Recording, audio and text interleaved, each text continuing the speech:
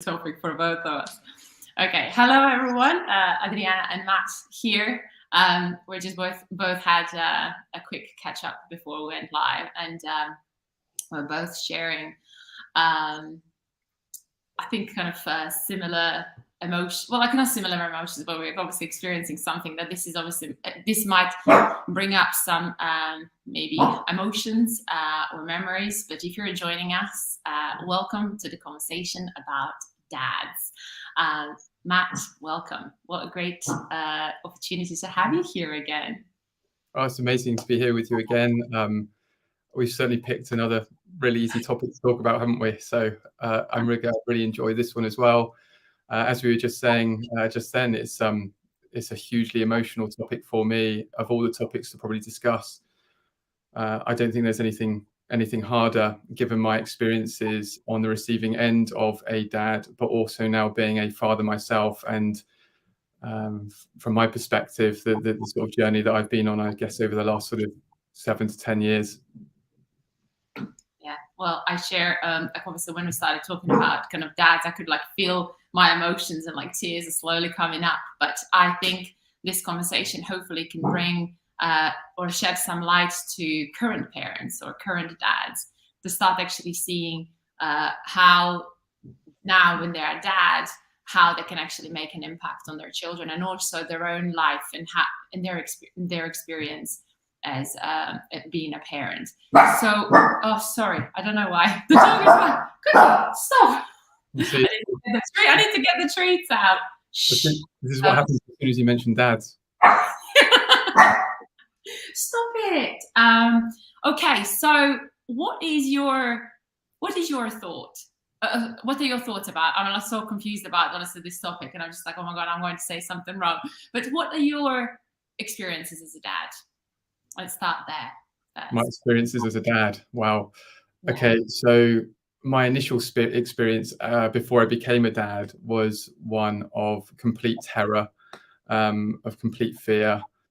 And that's because I felt that way about myself at that particular time. So going back about 12 years ago, which is when I had my first, when my then wife had our first child, Charlie, I was already in a really poor place, both physically, but more so mentally, and in terms of how I felt about myself. And now I sort of understand that at the time I was probably just what you would call in pure sort of survival mode. And having a child at that particular time, as I said, it was really scary, really intimidating. How am I going to do this? What am I going to do in this scenario? And with all the sort of social pressures, the connotations around, for me being a dad, how was I going to go around navigating sort of that? And at the time, I'd only just started a new job in a really, really high pressurized environment, and I was without sort of any sort of assistance at all. I was thinking, right, what I probably needed to go and do now to be a really good dad is go and earn loads of money, go and try and get a really big house, and try and fit into the sort of social constraints that I felt at that time, and I still do, are built for men to go and deliver in exactly those areas. And for much of my life anyway, I'd sort of been building that sort of false image anyway, which I think we discussed quite a lot last time. And so by the time I had my first child, I was already very much in that place of fear, of terror, but also I created this other self entirely. And that's how I sort of started my journey into fatherhood, which went really, really poorly for the first sort of 3 years of his life. And then by the time my second child came along, I was pretty much as detached as you probably could be from actually being a father. And it was an incredibly intimidating experience having then a daughter. And I never thought I'd have a daughter. But that for me was just almost too much at that particular time. And I didn't, the honest answer is I didn't really know what to do with myself. I think it's really difficult, like in our society. I think it's like, obviously me being a mom, I know the kind of expectations on me is to stay home and raise children, and for dads, it's like the other way. On the other way is to provide, and I think it's like we can also see out from our dads, what is kind of parenting looks like. But how did you start finding your way? So let's say kind of, or actually, so how did you start kind of finding the way out, in the sense that you started recognizing your struggle, and then you started saying, okay, I no longer want to be this way? What was your point? I guess the greatest irony of that is I found my way out by turning in. So the paradox of out, the opposite of out is in. And I didn't have anyone showing me how to go in. We discussed on the last podcast what that sort of looked like, and I took myself to almost the sort of ultimate place where you all ask yourself the ultimate question, which is, do you destroy the false self, and in doing so destroy you, the self, or do I turn around and actually start trying to find my way back to my heart? And that's the option that I chose, and from there, it's been a just phenomenal journey of understanding understanding what love really is, of understanding what being free really is, of understanding what being true really is. But again, that's also been a journey for me, and in a way, the kids nearly pushed me over the edge, but in many ways, because I was able to let them in by turning in on myself, in many ways they've helped me with that journey back to the heart, which has been absolutely phenomenal. And before this conversation, I've been asking a few people around children, and what sort of attributes do children have, and what sort of feelings do they give you? And I've got a few of them here. So love, free, honest, creative, present. Present is a really big one for me. Fun, lively, inquisitive, gentle, compassionate, brave, determined, creative, intuitive. And then when I was putting this all together, I'm like, of course. So when children are born, and when they get to sort of 2, 3, 4 years old, they have these unbelievable hearts. They are all of those things because their hearts are still very much all whole, all in one piece. And what I've sort of discovered about myself and my experience when I was a child is that actually my heart got taken away, and my heart actually got taken away by my dad and actually sort of crushed into pieces. And that's the best analogy I can sort of use. So from the moment that sort of happened, I'd given my heart away, and I'd given my heart away to that person. And I probably did it for many different reasons. I first of all, I felt he was in a lot of pain, even when I was a young child. And as a child, what you want to do is try and make sure that your parents don't experience any pain at all. So in many ways, I was trying to give him my heart in terms of that. But what I've discovered in adult life is that no matter how much you want to do that, you can't fix another person. It's the person themselves that can only do that. And the only way you can do that is by understanding your own trauma, your own unresolved traumas, and then going through the process of understanding and being able to heal those, which again is, which I would say is probably the hardest thing you can do. But from that point as well, with your heart in pieces, when you start getting into your sort of early, late teens, sort of early adulthood, for me, I was trying to find my heart in all of these different places. And, whether it was in sport or work or in other people, like where is it? I'm on this sort of never-ending search for my own heart, and I'm trying to find it in places that I would never have ever have found it in. And for me, that sort of represents the external world, the extrinsic world. And that's again, from the age of sort of 5, 6, I've started building this other self completely.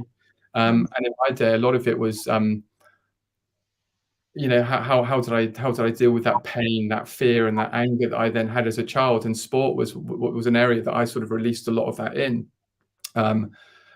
Fortunately or not, I was a really talented sportsman, and I could turn my hand to most sort of things. And that's where I sort of found my relief. That's where I sort of found that I could just sort of let it go quite a lot. But at the same time, sport really, really hurt me. It hurt me terribly. And it's again a place where I felt, again, I was continually building this false self more and more and more. And again, I think if you look at, a lot of sportsmen now, I don't even think I would have a very good idea that a lot of them are in that field because they have unresolved childhood trauma, and it's been a way of releasing it. And unfortunately, what comes with those sort of areas, or those I guess those areas of life, is that they can capture you more and more and more, because they're full of money, they're full of all the extrinsic desires that you could possibly want. And for some reason, I didn't sort of follow sport all the way through, because I still felt within me it just didn't feel right. And that applied to me within the corporate world as well. There are things about it I just felt it was really dark. It just didn't feel right. And the further I went in organizations, when I became a director in some organizations, I just felt literally myself losing my soul entirely. And I dedicated infinitely more time to that than I did to my children, which ultimately hurt me more and more. And did I know that that was happening? Probably. But as a dad, to be able to go home and then face up to something that is so full of love, so full of truth, that just wants you there because it's you, was so intimidating. And it just scared me. So actually, the easier thing to do was for me to just go, do you know what? I'm going to spend as little time with you as I possibly can, because your love is far too much for me. And I feel that's why potentially a lot of dads have, there's huge percentages of it now of absent fathers, or fathers that choose, other things over their own children, because that feeling of fear of, but their love is too much. And society has constructed all of these other areas now for fathers to go into to debilitate themselves even more, whether that's drinking, extreme sports, or even sports, pornography, drugs, work. It's all there. It's all there for dads to fall into, and they're all big traps. And actually, the more immersed you get within those particular areas, the more you're going to hurt yourself, until you get to a point where you feel you can't turn around. You don't feel there's any way back. And when you get to that point of going, there's no way back, a lot of people just, what's the point? There's no point. And actually, then you go back home, you're like, well, my kids don't even know me. And I don't even want them to know me anymore. And to me, that was incredibly painful to get to that point where I felt sort of so detached from them. And I could only feel detached from them because I felt so detached from myself. So, answer your question, the way back is to go in. That's the only way. Yeah. You said something that obviously, you said spending time with kids, it kind of couldn't cope with so much love and so much honesty. But how I've seen that from my experience as a mum who really, really badly struggled in the first 6 years of my kids, the first years of their life, it was the need, like how I would say how much they show that they need you. Sure. It was almost so kind of, as you mentioned, it was like too much. And that's a thing that people, I hear quite a lot of, it's like from my mum friends. It's just in general how dads really struggle, when they're alone with kids, to cope with them, because they do seem too much, or maybe like the tantrums or the way they communicate. And dads are almost like not equipped, maybe not having patience for it, maybe because they didn't become resilient because they have to cope with that every single day. So what other ways did you deal with kids when you were around them? So let's say in those struggle days, like in the days where you were struggling. So going back to what you were previously saying there, I think what children do to both parents, but potentially especially dads, is trigger them. It's triggers, it's constant triggers. And actually it's really hard to cope with. So as a dad, if I saw one of my children upset when they were really little, I didn't know how to cope with that emotion because it triggered me so much. And I was there going, how do I stop you crying? What do I need to do? How do I fix you? And it's just pure panic. It was just absolute panic. And in fact, that sort of trigger of what perceived pain for them would then trigger pain in me. And actually then I would either have to, then you go into that sort of fight or flight response. So you try and fight that pain, and then actually you're stressful, you're stressed, you're starting to panic. So obviously the child is going to work off of that frequency and vibration from you, or you fly and you just go, do you know what, I can't cope, and off you go. Which is why, especially pubs have been such a go-to area for men over the years. It's just like, yeah, I'm not going to go home after work. I'm going to go to the pub because hopefully then maybe the kids will be in bed and I don't have to sort of sit there and listen to them, and I don't have to be present with them. Children are so present and they're so full of love, and it's so difficult when you're not in that place yourself. And that's what triggers. It's a huge trigger, especially for me, especially for men.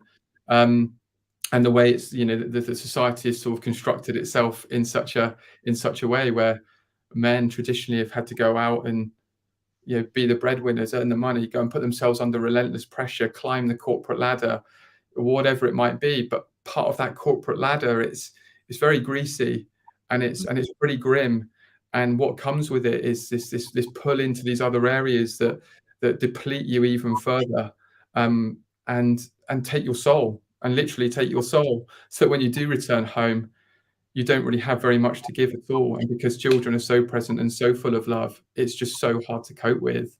And yeah, it's something that I really, really struggled with when I first had children. It was so triggering for me. And it's because I had so many unresolved traumas from my own experience of my dad. An aggressive man, a violent man, a man that put all of his effort into the external world and to working hard to provide a perfect life for their family, but behind closed doors, a completely different experience. But it's also almost like, even when I walked out of that door with my brothers and my mum, we had to put on that front of like everything was perfect. We had the big house, we had the fancy cars, you had this amazingly successful business, but behind it all was, a mum and 3 boys who were just literally sort of surviving in many ways. Yeah, so now coming back to the topic of actually how emotionally unavailable or dads who are not there in our life, or maybe in our story that we've experienced not so nice childhood. So how did that kind of, obviously, like you mentioned that your dad shattered your heart into millions of pieces. But you as a child, what did you really need from your dad? So really, really simple. I just wanted him to be there. So I feel how children measure love is time. That's how they measure love. How much time do you spend with them? But there's a caveat to that. It's actually how present are you with them in that time you're spending. So it's not easy, but it's still okay to spend some time around your children. But children are so present that they want you to come into that space where time doesn't even exist anymore. And that's how they measure it. And they are so aware of it too. They are so aware. And even as parents, if we don't think they are, they just are. They see and feel everything infinitely more than an adult does. They're so perceptive. They're so intuitive. They can feel the parent, and they'll do anything they can to sort of pull them into that present space. And for any new dads, based around my experience, it's like, for me, that's how they measure your love for them. The time spent, but how present are you with them? Are you detached? Are you thinking about something else? Are you thinking about work? Are you on your phone?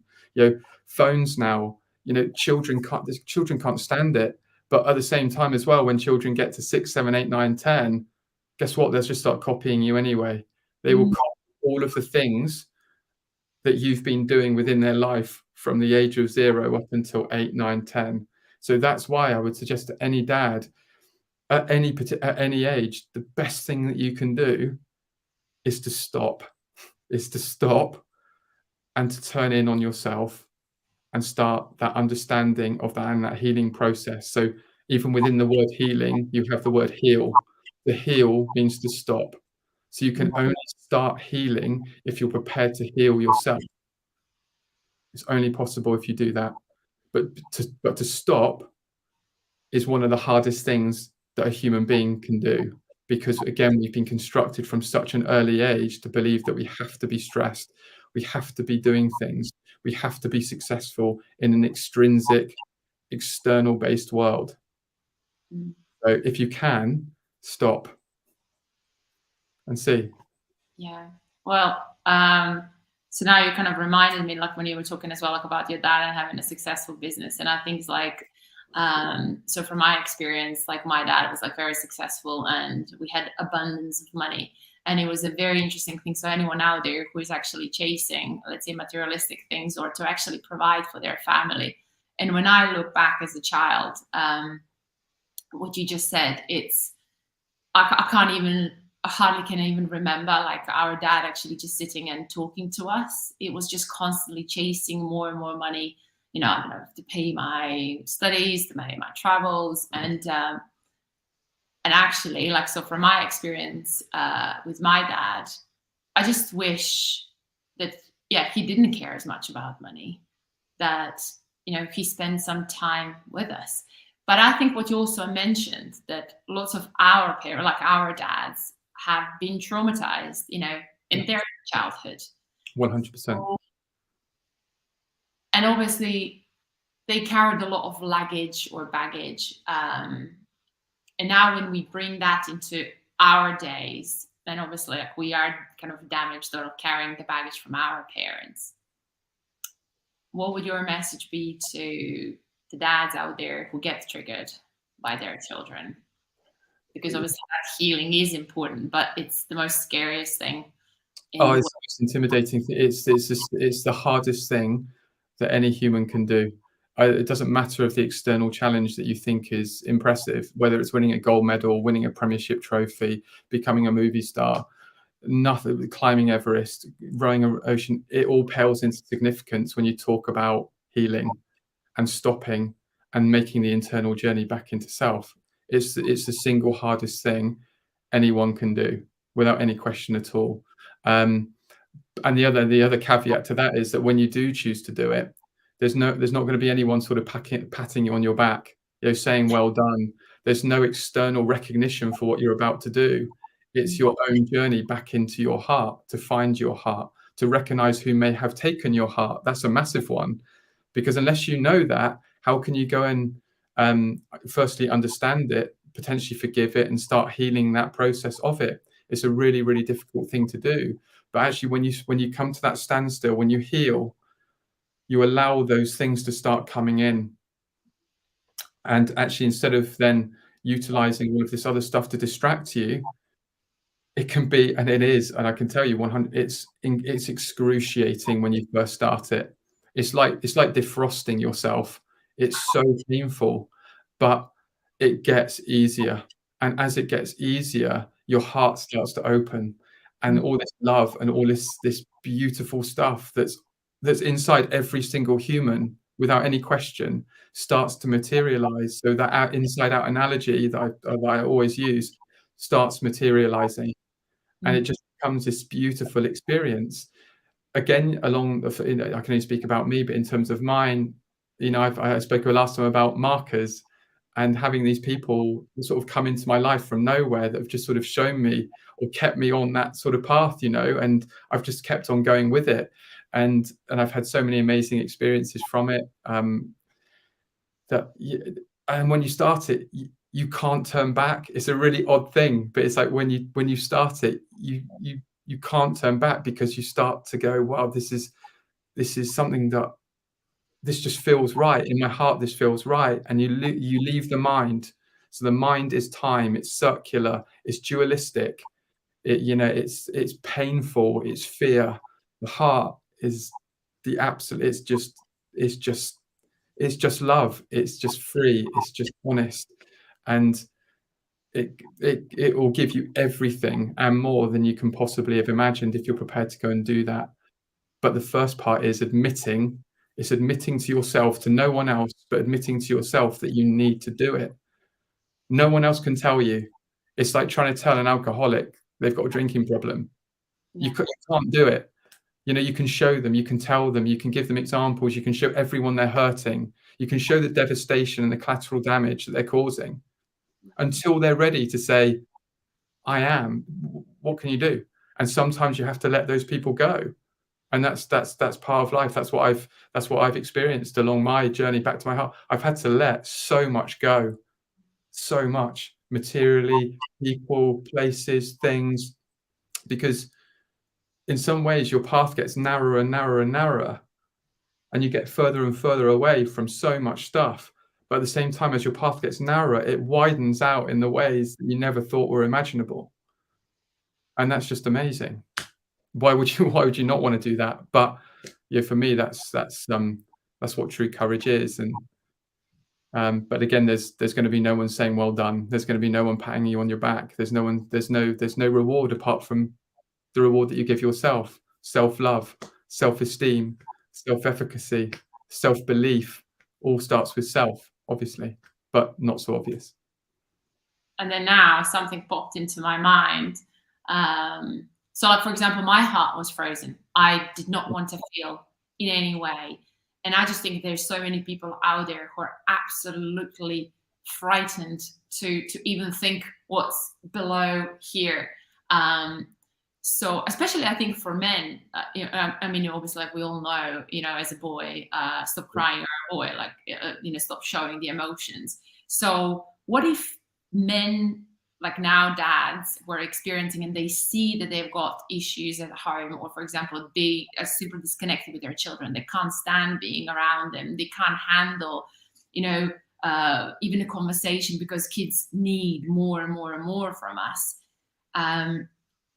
But what if they simply don't even know how is to feel? So where do they start? I think again, it's one that you've got to recognize, and I think if you can stop again, if you can stop, and you can recognize the fact: do I feel detached? Do I feel that I'm not present? Do I feel that I'm making excuses for not being around my children? That's when you can start to understand whether or not that problem ultimately lies with self. I brought two characters along today, actually. So these are two characters I typically use in a lot of the work that I do with people, but especially men. Okay, so I'll show you the two characters. Yeah. So you've got Batman and you've got the Joker. Yeah. Yeah. People often think they're two different characters. They're not. They're the same person. They're both Bruce Wayne. Yeah. So this is the external self, and this is the internal self. And this is what unresolved childhood trauma looks like over time. So Bruce Wayne, his parents get killed. He watches them get killed. He has no outlet for that anger, that fear, that emotion. And over time, this gets created. But at the same time as this gets created, from the external point of view, the mask, this is all pretend. This isn't Bruce Wayne. This is just pretend. And I'm going to go out there and fight this. I'm going to go and fight that. I'm going to go and solve the external world. I'm going to go and help other people. I'm going to go and do all this stuff. And all the time, this is the internal self of Bruce Wayne building and building and building. So when this looks in the mirror, it just sees this in its reflection. It's the same thing. And that's the best analogy that I can use for me when I first had my children. This was me. This is my external self. This is what I'd presented to people at work, in every facet of my life. But internally, this was me. Yeah. So if you can start understanding that concept, where's Bruce Wayne in those two characters? He doesn't even exist anymore. That little boy doesn't exist anymore. So it's only until, and it actually took Batman himself to go into his true darkness to find his ultimate villain, which was Bane, who took him, broke his back, put him into the darkness. And the only way Bruce Wayne could get out of that darkness was by jumping without anything attached to himself. And that's the bit. That's what the internal journey is. You've got to jump without any attachment into yourself. And hopefully then you will find your way back to your heart. And in doing so, those relationships that you want the most in your life, which are with your children, will just come back to you like you never ever dreamed that they would do. But that's the caveat. So the Joker, whatever it is, like that internal self will destroy you. It does. It destroys so many people. without them even being able to recognize what's happening. And again, if you look at any sort of superhero, you know, any of them, even female superheroes now, their background is one of childhood trauma. And the trouble is, for men now, you think you have to be able to fly, you think you need to be able to spin a web, you think you need to have this unbelievable body. That's not what a superhero is in this reality.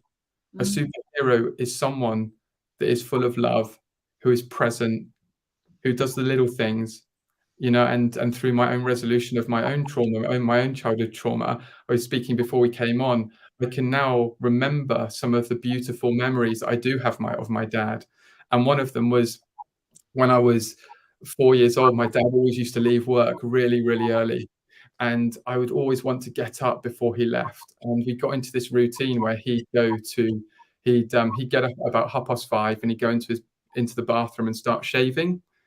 And he had an electric razor and it had a lid. And I would get up at 5:30, I'd creep into the bedroom, I'd go into the bathroom so I didn't wake up my mum. I'd stand on the toilet next to him, and he'd pass me the little part of the razor, and I'd stand there and he'd shave, and I'd use the other part of the razor to sort of shave myself, and he'd put shaving foam on my face, and yeah, we do that together. And then he'd go off to work, and that was like the best part of my day by an absolute mile. But I also really struggled with that because he was leaving, and I was sort of worried he'd never come back. And yeah, but it's only through the resolution of that trauma that I now have that unbelievable memory of him. And that's the one that I think about when I even think about him all the time. And so when you do decide to resolve that trauma, as hard as it is, you will evoke also these beautiful memories of that person as well. And if you have that one memory, and that's the thing that you really hold to, well, like I said, there's beauty in everyone. Everyone's got a beautiful heart. Yeah. And you can find it in everyone. You know, you can. So yeah. Sorry. And that's what I wrote my poem about. That's what I wrote my poem about. So. Kiki, stop it. Shush. Yeah, it got me thinking about. So there is obviously like a huge impact that dads have on us, and what do you? So how do you see now your relationship changing with your children? How different it is now? Is actually in what way can you see them now? Is it so? What is kind of so? For example, their reflection of you. So how is that relationship now changed in the past few years? So I have very different relationships with my two children. They're very different characters. Charlie saw me at the sort of start of the very start, or actually he saw me sort of 3 or 4 years of me being all over the place. So his journey with me has been very different, whereas Poppy sort of really saw me sort of coming out the other end. So I've had at times a really sort of combative relationship with Charlie. You know, again, son, he's a sportsman as well, and yeah, he likes to be really competitive, and he's triggered me on quite a few occasions, especially early on, and it's something that I've really practiced with him. And he talks to me a lot about how I make him feel, how he makes me feel. Our conversations are very open. I tell him the truth of my past, no matter how difficult that is. We were on a car journey just the other day where he was asking me some questions about what I was like, you know, before he was born, and you know, the sort of few years after he was born. Really difficult questions which I could have easily fibbed to him about, and I didn't. I told him the truth about everything. And I could just even see in his eyes then that he was just like really happy that I told him the truth about it, and that he knew me, and he knew the old me. And what he's sort of seeing now is, I guess, a much truer representation of my own heart. And I've still got ways to go, but I feel really happy that both of them are getting a real experience of the more authentic me, the more loving me, the more free me, the more honest me. Um, and I don't do it for them. I do it for me. You know, they are not my why, and I say it all the time. My children will never be my why. It's got to be me. They don't deserve that pressure. They definitely don't deserve that pressure. And for me, that inside out analogy is something that I hold so dearly to me, which is why I practice what I do every day. And yeah, it's changed my relationship with them for the better in every single way. And I feel so present with them. I feel the quality of time I spend with them is just amazing. And you know, if they've got a problem, they come and talk to me about it. And if they have a question, they come and talk to me about it. And as a dad, I can't ask for anything else, I don't think. And you know, I've over the course of the last 3 years, I've spoken to dads whose children have unfortunately completed suicide. And you know, and it's one of those things where I look at my children now and I go, as long as they can ask me anything, no matter what's happening in their life, then that's sort of what I wanted as a child. I wanted to be able to go and ask my mum or dad, or especially my dad, like, Dad, what happened to you? What would you have done? Or how did you feel? And not to have it just been sort of slapped back at me because I was trying to deal with a Batman character, you know? How can I go and ask my dad, you know, like what it was like to be a 12-year-old boy or a 15-year-old boy or an 18-year-old boy when he won't even talk to me about any of his personal life at all? Like, what am I supposed to do? Where am I supposed to go? And if that man won't talk to me about it and he's my dad, well, what other men out there are going to possibly talk to me about anything? You know, so again, that building of that anxiety and that fear around asking any man for help or support or a question about life, I just had a brick wall put up against it because my dad was never prepared to talk to me about anything personal and anything business related. They were his very words to me. So what am I supposed to talk to you about? Where's the relationship? Where's the depth of that relationship? There is none and there was none. And that's something now that I've absolutely come to terms with, and it's absolutely fine, because unless he does the work for himself on his own childhood, his own traumas, then I can't expect that from him, and that's okay, you know? Yeah. Well, like what I had with my dad, and it was interesting that I know you brought the teenage years, and I was just thinking, I'm just kind of going to share here, like one of the toughest things that I have never been asked, you know, how I was or what I was going through. The only thing is that I had from my dad is to meet up his expectations, his rules, and you know, to obey everything, you know, that he told me to do. Yeah. And I think that the parents now really forget about that. You know, kids are not here just to do what they are told to do. They're human beings who have got their own needs and desires and dreams and goals to chase. And what you just said, it's like you're actually just showing your kids how to, you know, you're their role model. And I think it's when you do the work on yourself, you're able to actually guide your children to actually just show them by by being an example. How is that actually to have difficult conversations or open conversations? You know, that nothing is forbidden to talk about. That, you know, and that you're the right person for them to come and ask anytime they hit the brick wall, and that you are there to literally just listen and support them to get through it. And I just think that that's what parenting is all about. But I think, yeah, most of us are just literally stuck in the idea of what we think the parenting should be, but in reality, it's very, very like completely opposite. It is the opposite, and I just think that I think men and women have such an amazing opportunity right here, right now, and somewhere along that family history, someone can break it. Someone can break that circle, that repeating of trauma and abuse, and it requires someone to stop. And it requires someone to go and decide that they are going to go and heal themselves. And by doing that, you break it. You break that chain of trauma. And again, it's the hardest thing you will ever do, but without question, the most fulfilling, just beautiful thing you'll ever do as well. And the knock-on effects of it will be seen infinitely infinitely. A loving action is infinite. It's just infinite. It lasts infinitely. So if you're a dad and you're wondering, can I do it? Will I do it? Like, there's nothing more important for a child than to go and do the internal work on yourself. There's nothing more important.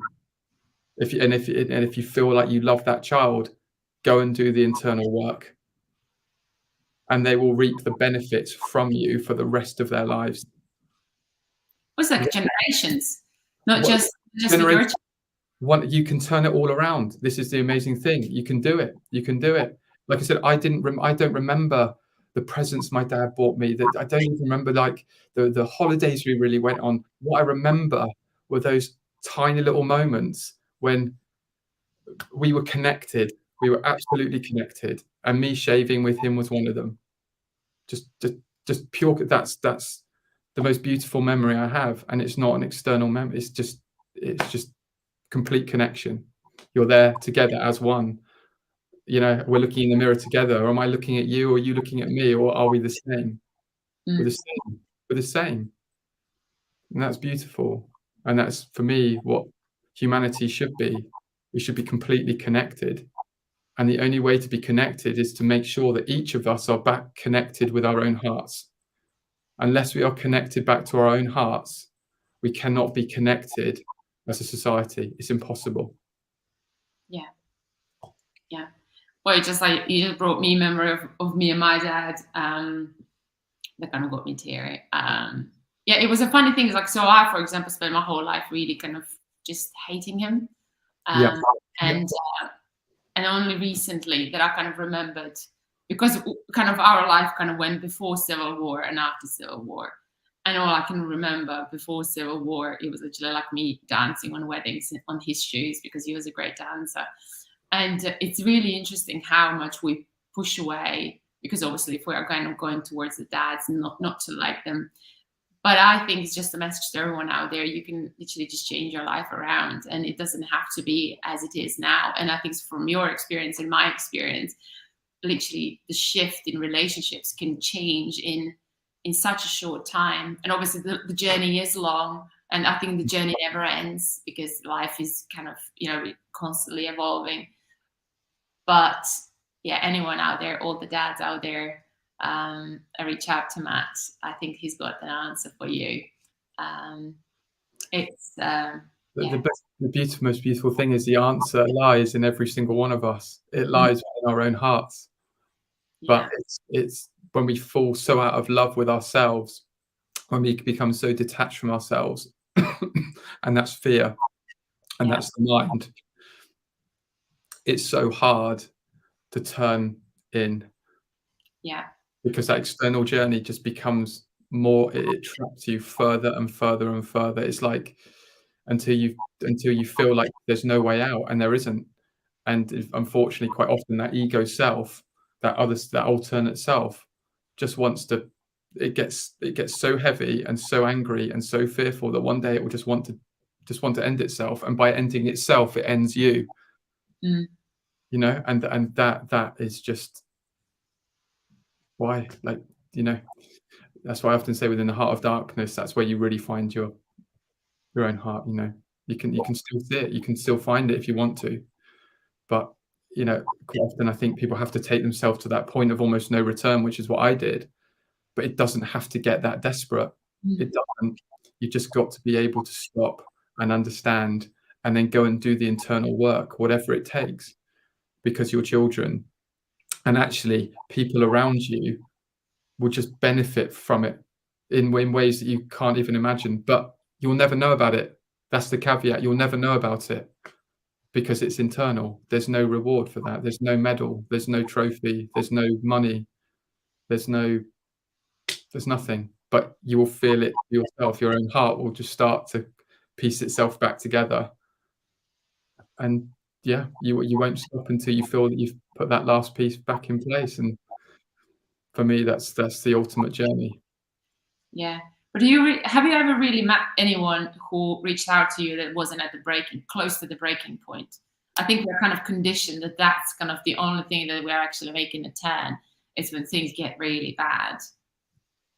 So I've been working with the company recently, actually, and I've worked with so many unbelievable employees within that company, and I was utilised really as someone who could come. I was utilised as someone that anyone could come to within the brand and talk to me about anything they wanted, whether that was personal, professional, and it's been an amazing experience because, to be fair to them, they're probably the first brand ever that's utilised that sort of facility, and it was done in such a way that it was all completely confidential, completely psychologically safe for any employee to do it. And over the course of the year, I think that really gathered momentum for the employees within the brand, and people started maybe talking about it and going, maybe I've been exploring this with Matt, and I've been exploring with that with Matt, and people then started to gain more and more confidence in exploring self in a way.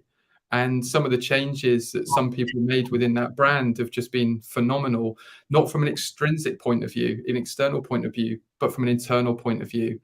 Yeah, how they treat themselves. People giving up alcohol, people giving up smoking, people going outside more, people taking up other hobbies, people thinking about other things other than, just this carnage.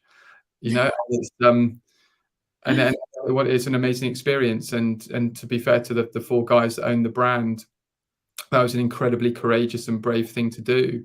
And I think I felt the benefit for the employees was just phenomenal. That is so incredible. Well, Matt, you have given me 45 minutes of your time. Quickly. I literally can talk forever. So, okay, anyone out there struggling and they finally want to make a move to start resolving their own personal challenges that they're experiencing on a daily basis to improve their personal life, their health, and also their relationships, especially to show up to be a good dad, how they can find you, how they can reach out to you. So, I'm not very good at this bit. Like last week, what am I doing? Yeah, so it's just I'm on LinkedIn, so you can DM me on LinkedIn anytime, or you can just contact me at my email address, which is matt@thevulnerableleader.co.uk. And equally, I know that you're doing some amazing things as well, and it's so much fun being able to talk to you about this sort of stuff. I think it's really new as well, and it's just been so enjoyable having the opportunity to sort of share these experiences with you and listen to you too. Yeah, well, thank you so much, Matt, for being here. I'm sure this is not going to be the last one. No. We're going to find some other topic to talk about. But thank you so much for being here. And everyone, please do reach out to Matt. I think there's no better person than him to really help you get back to your heart and to your own truth.